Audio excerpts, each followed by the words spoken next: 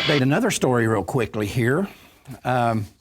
We told you some time ago about a school teacher in Portland, Oregon, a man named Bill Diss, who had had the audacity to challenge Planned Parenthood coming into his classroom and some of the things that they were saying.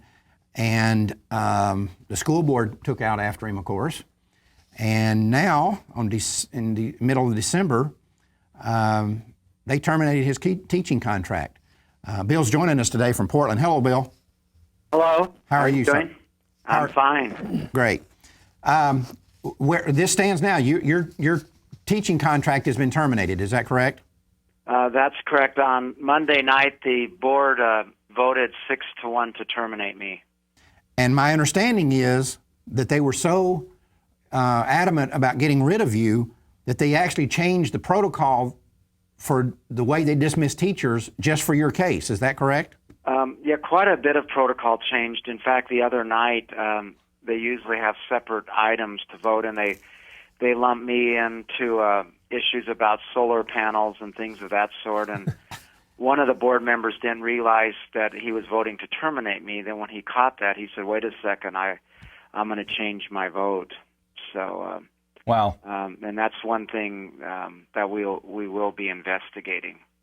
Now, is anybody besides the pro-life community supporting you? And first off, let's tell people, what did you do? What was the horrible crime that you committed that started this whole thing rolling down the court? Well, it started back in 2007.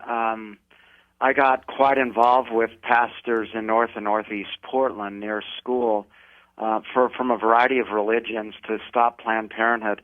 At that time, I was going to be building the largest center in the country. In their annual report at the end of 2006, they said they were going to build a state-of-the-art surgery center to increase access to abortion. So they didn't even try to hide it with any other words. I mean, that's how bold they were. And I think even at this point, I think that's still like the third largest Planned Parenthood facility in the country. The one in Houston's large, and the one in Aurora, Illinois, and then in Denver they built one. But anyhow, getting back to the case in Portland, so someone called about a question when I was in classroom, and the principal took a private call, which I was surprised, and then from there, I just got put under a lot of scrutiny.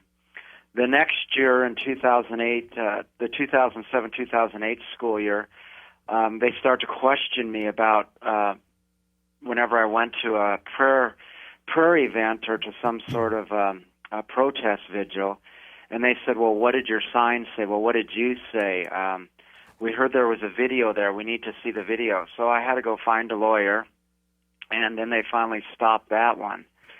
And no, wait a minute. This is off of school property, so you're going off of school property, not on school time, and they just really start to hassle me about what I was doing away from school. So I finally got a lawyer to help on that one. And by this time, I need to point out that the union lady had been helping me out for a year or two. She has just been phenomenal. I can't say enough good things about her. It's really amazing what the school district can do, and she had to keep, making them play by the rules. In other words, play by the contracts that they signed. So then we move into the 2008-2009 school year, and they didn't hassle me so much about outside work, but then they start to really scrutinize everything I did in the teaching, and I got a very poor review in 2009. But again, the union lady and another lawyer I found helped fight that one, so then we got that removed from the system. So there was a little year of peace there, 2010 to 2011, but then in 2011, they went ahead and canned the electronics program, the computer software program, and the computer technology program, and put me on an assignment. And we had more students signed up for the program that year than we had any previous years, but they said there weren't enough students to make those programs go. And then a new principal came in, and then the last 2 years were especially savage. And then it was in this past school year that Planned Parenthood came in one day. So clearly they're looking for an excuse to get rid of you because you're not. They were, yeah, and it took them 6 years, and we just fought it hard, with a combination of the union helping and a few private attorneys helping from here to there. Okay, so right now you've been dismissed, and you won't have a contract for the future. That is correct. Yeah, they called me on Tuesday morning to have me pick up my paycheck, and I went to go pick up my check on yesterday morning. So. And they told you not to come back. That's correct. Is this the end of it, or are you going to? No, it certainly is not the end of it. In the spring, the union hired a very good law firm that works on employment issues, and they're working on it. And then also Life Legal Defense Fund is working on the case. Well, that's good.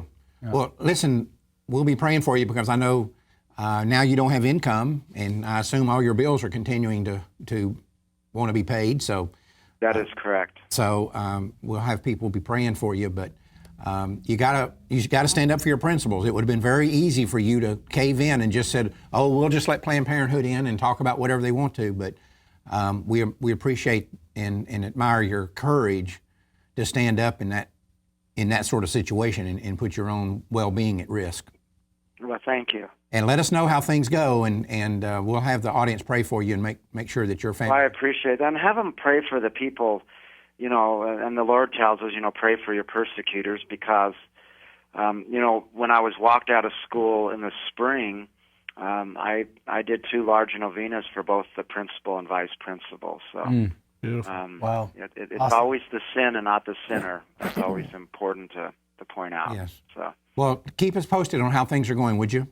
You bet. And God bless you all, and enjoy the new year. Thank you, sir. Thank you, Bill. Thank you, Bill. This is a battle in every single profession, isn't it? It is. I mean, and we need people like this to stand up when this battle happens, be ready to sacrifice. It happens in the teaching profession, obviously the medical profession, the media profession, Legal. and even in the priesthood. Right, sure. Exactly. Well, Yeah. if it didn't, you wouldn't need it. It wouldn't need you. You've heard me say it a million times. I think one of the most outrageous things in the whole world is that there has to be an organization called Priests for Life. Right. Shouldn't that be understood? It should be understood. But it's not. That's right. Unfortunately, it's not. Well, Bill's story tells me at least 2 things. Number one, you cannot be neutral on this issue no matter where you are, no matter what you're doing. You cannot be neutral, and these days and these times are forcing us to take a side. Right. Yeah. And number 2, that there's a sacrifice to be made. Yep. That's right. Look, babies are being literally sacrificed and murdered every day, and it's going to take us to sacrifice sometimes our livelihood, and regrettably so, sometimes money and jobs, Right. in order to win this fight. Right. So the question here is, now we're in the 41st year of abortion on demand in America. What are we willing to do this year? How are we willing to sacrifice, like Bill has, in order to end this Holocaust? Exactly. I heard an old saying years ago, I'll never do anything for the Lord that doesn't cost me something. Mm-hmm. Because if it didn't cost me something, I didn't do anything. That's right. Right? So, and now Bill is, I'm sure he's having to lay awake nights worrying about how he's going to pay his bills and feed his family and all the other things he has to do. But that's the nature of it. Yeah. I mean, But I'm encouraged by this because we look at the media and we look at these celebrities. The most powerful man in the world, President of the United States of America, supports abortion. All these celebrities, singers, art, all these different people support it, and they can come out and say this, and they're given airtime. They're celebrated and all this. But then you have no-name Americans. Nobody knows who they are. Nobody cares who they are. But they're willing to make the sacrifice. And that's encouraging to me because I think that, it's not just Tom, it's not just you, it's not just us, but there are so many other Americans out there Absolutely. who are standing on and most of them you'll will never hear not about. back down. We'll never